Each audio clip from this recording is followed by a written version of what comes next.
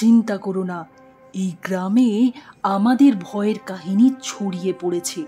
ভূতের পাঞ্জা দিয়ে লোক টেনে নেওয়ার কাহিনী শুনে কেউ আর কুয়োর ধারে আসে না। এখন রাস্তা পুরো ফাঁকা। 4 দিন পর এই সুড়ঙ্গ গ্রামের পুরনো প্রাসাদের সঙ্গে জুড়ে যাবে, আর আমরা তার ভাণ্ডারের কোটি টাকার সম্পত্তি এখান দিয়ে নিয়ে চলে যাব। কিন্তু এই কুয়োটাই কেন বেছে নিলে বস?